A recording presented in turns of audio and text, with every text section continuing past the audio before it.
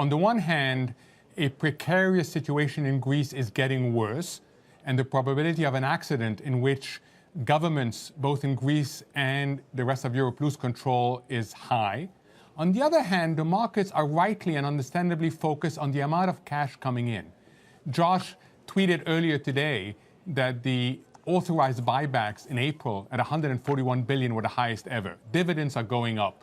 We're seeing central banks, China, ECB, they're going to become even more dovish, and M&A activity is picking up. So I think the markets are focused on the amount of cash coming in, and they believe that Greece is going to be contained and isolated.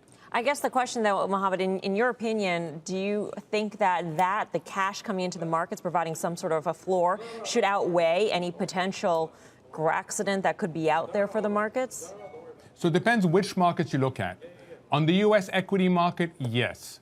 European equity markets, a little bit more vulnerable. European FX, the euro, more vulnerable. So it really depends which markets you look at. I think the cash is impacting mainly the U.S. market right now. Hey, Mohammed, it's Josh. So I want to follow up on this idea where a lot of people who were bearish on the global macro situation for years, they use this term kick the can in a very pejorative way. The idea being that if we don't deal with our problems now, they'll only get worse. Doesn't Greece now look like it proves just the opposite, where if we kick the can long enough, everyone gets used to the fact that there's going to be this thing that happens eventually, and they take that time to bolster their balance sheets, reduce exposure, et cetera.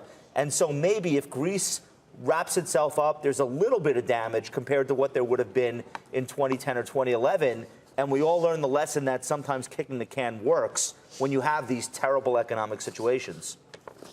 So you're right that for a small country, you can kick the can. So while Greece was kicking the can, Europe was taking steps to strengthen its institutions and its instruments to deal with adverse contagion. So compared to 2010, compared to 2012, Greece is much less of a systemic risk. So I agree with you on that, Josh. But you can't kick the can for the global economy as a whole. And that's the problem, which is that the longer we are in this new normal of low growth, the longer that the equity market is driven by cash as opposed to fundamentals, the higher the risk of financial instability down the road.